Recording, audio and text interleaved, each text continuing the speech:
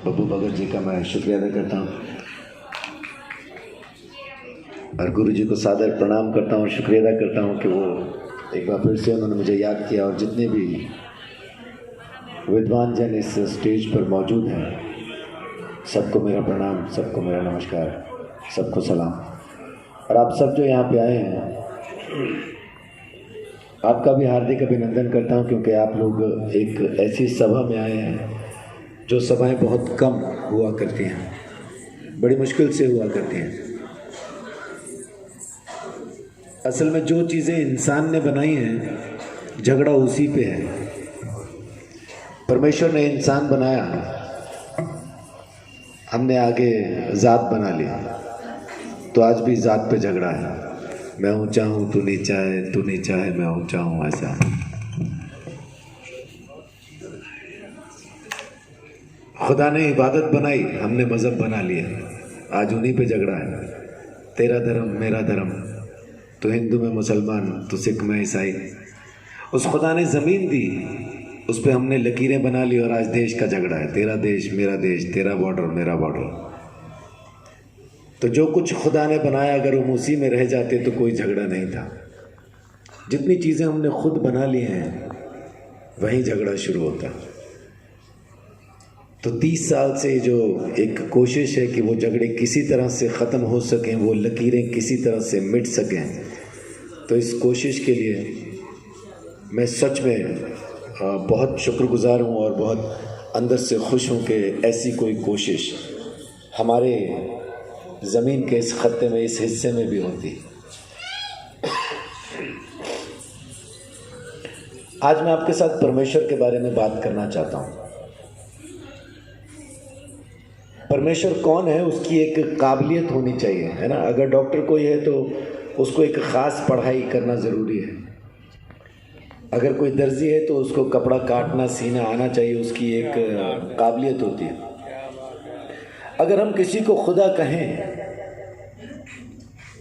तो पहली चीज़ जो उसमें होनी चाहिए कि वो किसी एक ख़ास मज़हब का, किसी एक ख़ास धर्म का, किसी एक ख़ास रिलीजन का पक्षधर नहीं होना चाहिए। अगर वो किसी एक ख़ास धर्म का पक्षधर है या एक ख़ास पंथ का संस्थापक है, तो वो परमेश्वर हो ही नहीं सकता। वो परमेश्वर होने की काबिलियत से बाहर है, क्योंकि वो किसी एक ग्रुप के साथ रहना चाहता। तो परमेश्वर वो नहीं है जो किसी एक ख़ास ग्रुप में रहे, किसी एक ख़ास मज़हब में रहे या किसी एक ख़ास जाति के साथ संबंध रखे। परमेश्वर वो है जिसने ज़मीन बनाई, और परमेश्वर वो है जो कुल कायनात का एकमात्र खुदा है। एक ही परमेश्वर है, कोई 2 4 6 8 10 12 15 नहीं है, एक ही है। हमने अपने मज़हब तो बनाए, हम तो इतने ज़्यादा बुद्धिमान बन गए कि हमने उस खुदा के भी मज़हब बना दिए। देख के पहचान लेते हैं, ये हिंदुओं का है, ये मुसलमानों का है, ये सिखों का है, ये ईसाइयों का है। यानी खुदा की भी जातियाँ, उसके भी धर्म बना दिया हमने। ये हिंदुओं का है जी, ये सिखों का है जी, ये ईसाइयों का है, ये मुसलमानों का है। क्या सच में ऐसा परमेश्वर है? अगर ऐसा ही परमेश्वर है तो मैं उसको मानने के लिए कतई तैयार नहीं। मैं नहीं मानना चाहता ऐसे खुदा को जो फ़िरका परस्ती करता हो। फ़िरका परस्ती बोले तो पक्षपात करता हो, एक जाति के साथ रहता हो, दूसरी जाति से नफरत करता हो। ऐसे खुदा के साथ मैं नहीं रहना चाहता, क्योंकि खुदा तो वो है जो सबका है और एक ही है। पहचानने की ज़रूरत है, जानने की ज़रूरत है। अभी कुछ देर पहले बब्बू भगत जी कह रहे थे कि लोग कहते हैं कि खुदा आता नहीं, परमेश्वर आता नहीं, बुलाने वाला नहीं मिलता इसलिए नहीं आता। मेरी बीवी को शिकायत रहती है, सेक्टर 10 में सब्जी वाला नहीं आता। लेकिन जब मैं घर पे होता हूँ तो मैं सुबह से शाम तक अगर गिनना शुरू करूँ तो कम से कम 50 से 60 सब्जी वाले आते हैं। लेकिन मेरी बीवी के लिए, उसकी नज़र में देखें तो कोई नहीं आता। क्यों? क्योंकि जब तक वो बाहर निकलती है कोई नहीं होता। 3 बच्चों को संभालती है वो, 9 साल की बेटी, 6 साल का बेटा, 1.5 साल की बेटी। तो उनको संभाल के जब तक वो बाहर आती है तब तक सब्जी वाला कहीं और चला जाता है। तो इसका मतलब ये नहीं है, सब्जी वाला अगर उसको नहीं मिल रहा है तो इसका मतलब ये नहीं है कि सेक्टर 10 में सब्जी वाला नहीं आता। अगर आपको खुदा नहीं मिल रहा है तो इसका मतलब ये नहीं कि खुदा है नहीं या आता नहीं है। वो ज़रूर है और ज़रूर आता है, बस आप अपने काम में ऐसा उलझे हैं कि जब आप उससे मिल सकते हैं उस वक्त पे आप उसको मिलते नहीं। आप अपने ज़मीन के कामों में ऐसा उलझ गए, आपको लगता है ये ज़मीन के कारोबार ही असल में सारे कारोबार हैं। परमेश्वर से मिलने का समय तो तब होगा जब सारे काम ख़त्म हो चुके होंगे। ऐसा नहीं है। मैं एक परिवार में गया, वहाँ पे जाके जब मैं परमेश्वर के बारे में बात करने लगा तो मैंने उनको कहा अपने बच्चों को बुला लीजिए, क्योंकि उनके 3 बच्चे और सबसे छोटे बच्चे की उम्र उस वक्त 17 साल थी। यानी उनको समझ थी, वो सुन सकते थे, समझ सकते थे। छोटा बच्चा 17 साल का है, बाकी बड़े हैं दोनों। तो माँ बाप ने दोनों ने कहा अरे नहीं, उनको रहने दीजिए, अभी उनका टाइम नहीं है इन सब बातों के लिए। मैंने बोला हाँ ये तो आपने सच कहा, अभी तो उनका टाइम पाप करने का है। तो एकदम से सक पका गए दोनों और बोल रहे हैं नहीं हमने ऐसा नहीं कहा। अच्छा माफ़ कीजिए, फिर क्या कहा आपने? अगर परमेश्वर की बातें सुनने का और मानने का अगर अभी समय नहीं है तो फिर कौन सी बातें सुन के कौन सी बातें मानना चाहते हैं? उसको तो फिर मैं पाप ही कहता हूँ। तब उनको भी समझ में आया, फिर आवाज़ देने लगे आजा मुन्नी चिंटू पप्पू, माने आजा। परमेश्वर को जब तक आप पुकारोगे नहीं वो आएगा नहीं। गुरुजी यहाँ पे बैठे हैं, आपको बाद में भी बता सकते हैं, हमारे हाथ के बनाए बुत में खुदा नहीं रहता, रहेगा भी नहीं। चाणक्य नीति 4:19 में लिखा है मूर्ख हैं वो जो मूर्ति में परमेश्वर को तलाशते हैं। हम मूर्ति में मालूम क्यों तलाश रहे हैं? क्योंकि हम असल में उसको तलाशना नहीं चाहते, इसलिए बना बनाया मिल जाता है, उतना ही काफ़ी है। फिर हम कहते हैं भाव में है, भाव में। आप भाव करके मिट्टी खाओ, चीनी का भाव रखो मन में, मीठा होगा क्या? जो चीज़ जैसी है वो वैसी ही रहनी है।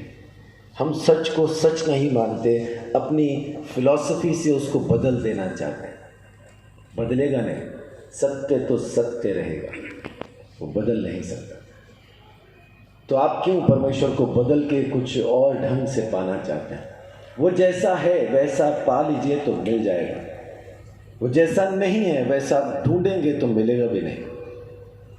अब मैं कहूँ कि फ़ोन की आवाज़ मुझे इस बोतल में आनी चाहिए, वो नहीं आएगी भाई, इसमें पानी ही आएगा। आवाज़ आनी है तो इसी में ही आनी है। तो जो खुदा जैसा है उसको वैसा ढूंढें और वो मिल जाएगा। उस परमेश्वर ने इसी के लिए अपने इकलौते बेटे को, जो कि उसका शब्द है, जो कि उसका कलाम है, कुरान शरीफ में लिखा है कि ईसा अलैहिस्सलाम उस खुदा का कलमा है, उसका वचन है, उसकी आवाज़ है, रूह अल्लाह है। उससे ज़्यादा पवित्र कोई नहीं, कुरान के अंदर लिखा है। वो एकमात्र पवित्र लड़का है, ऐसा लिखा है। वेद हमें बताते हैं कि जब तक परमेश्वर हमारे लिए काठ पे लटक के मर ना जाए, दैत्यारण्यक उपनिषद का 3रा श्लोक कहता है खून बहाए बगैर पापों से छुटकारा नहीं मिलेगा। लेकिन वो खून खुद परमेश्वर का होना चाहिए। अपन ने मुर्गे बकरे पता नहीं क्या क्या काट डाला खून के चक्कर में, उससे नहीं होगा, कितना ही बहा लो, नहीं होगा। परमेश्वर का लहू चाहिए। पहचानेंगे कैसे? ऋग्वेद में लिखा है कि जब वो मरेगा तो उसके सर पर कांटों का गुच्छा रखा होगा, तो पहचान लेना ये वो मुक्तिदाता। यीशु मसीह ज़मीन पे सिर्फ एक काम करने आया, हमारा खुदा के साथ मेल करवाने के लिए। जब तक हमारा मेल उस खुदा से नहीं होगा। कितने लोग अमिताभ बच्चन को जानते हैं? हाथ खड़ा करके बताइए, जानते हैं? क्या सच में जानते हैं? आपको 50 रुपए चाहिए, अमिताभ बच्चन देगा क्या? क्यों नहीं देगा? क्योंकि हमें वहम है कि हम अमिताभ बच्चन को जानते हैं।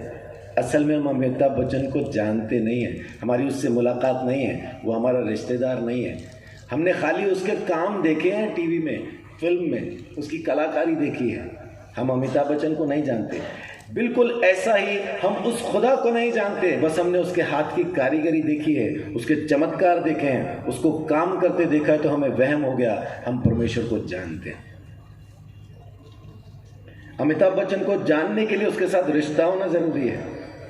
फिल्म देखने से आप अमिताभ बच्चन को नहीं जानते। चमत्कार हो जाने, आपकी जिंदगी में चमत्कार हो गया, क्या मतलब ये नहीं कि आप परमेश्वर को जानते हैं। चमत्कार तो इसलिए है क्योंकि वो है इसलिए चमत्कार होते हैं। वो है, हमें मालूम भी है, लेकिन आपका क्या लगता है ये जरूरी है। मेरा बाप लगता है, मैं जानता हूं उसको, वो मुझे जानता है। जब मैं यहां से जाऊंगा, उसके घर में जब मुझे प्रवेश करना होगा, एक सवाल वो अगर पूछे, अगर वो आपसे भी पूछे, वो खुदा आपसे पूछे, मैं तुझे अपने घर में क्यों आने दूं, तो क्या जवाब है आपके पास? मेरे पास एक ही जवाब है, पापा थोड़ा साइड हटिए, ये मेरा घर है, आप बाप है मेरा हिस्सा है इस घर के अंदर, इसलिए मैं आऊँगा अंदर। जब तक आप उसके साथ रिश्ता नहीं रखेंगे, कुछ भी पूछ लीजिए, कैसा भी पूछ लीजिए, परमेश्वर नहीं मिलेगा। हाँ, चीज़ें मिलेंगी, चमत्कार होंगे, ज़रूर होंगे, जो दुआ आप मांगेंगे पूरी भी हो जाएगी, इसमें कोई दो राय नहीं है, लेकिन खुदा नहीं मिलेगा। उसको मिलने के लिए उसी को मिलना ज़रूरी है, चीज़ों से नहीं होगा। तो आज सिर्फ इतना ही कहता हूँ कि यीशु मसीह को उस खुदा ने सिर्फ इसलिए भेजा ताकि वो खून बहा के हमारे लिए कुर्बान हो, और उसके लहू के द्वारा हम सब का दाम चुकाया जा सके, और हमारा रिश्ता वापस उस परमेश्वर के साथ हो सके। कितने लोगों को शरीर में दर्द था जब मैंने बोलना शुरू किया? है कोई ऐसा जिसके शरीर में दर्द था? सब अच्छे हैं, सब तंदुरुस्त हैं। अरे अपने लिए ताली बजाइए भाई। ज़मीन पे ऐसी टुकड़ी मुझे बड़ी मुश्किल से मिलती है जहाँ कोई बीमारी नहीं है ना, सब तंदुरुस्त हैं। लेकिन अगर आप में से किसी के शरीर में दर्द था तो महसूस करके बताइए अब है क्या, क्योंकि जहाँ खुदा की बात हो वहाँ दर्द रह नहीं सकता, वहाँ बीमारी रह नहीं सकती। चमत्कार अपने आप होते हैं, क्योंकि परमेश्वर की मौजूदगी में चमत्कार यूं ही होते हैं। उसके लिए आपको ख़ास कोई तपस्या की ज़रूरत नहीं पड़ती, बस एक ही चीज़ लगती है और उसका नाम है खुदा। सो इतना ही कह के मैं आपके इस समय से विराम लेता हूँ, अपनी बात को यहाँ ख़त्म करता हूँ। लेकिन निवेदन ये करता हूँ, मेरी बात को यहाँ छोड़ के नहीं जाना, बाद में टेंट वाला झाड़ू से इकट्ठी नहीं करे प्लीज़, है ना। मेरी ये बात अपने साथ ले जाना कि उस खुदा के साथ रिश्ता बनाइए। आपको खुदा की ज़रूरत है, किसी और की ज़रूरत नहीं है। परमेश्वर आप सबको बहुत आशीष बड़ी बच्चे। जीव चौधरी जी।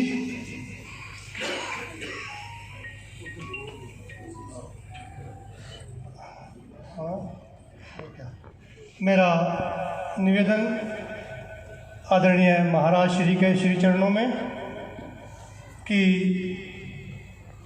पास्टर जी को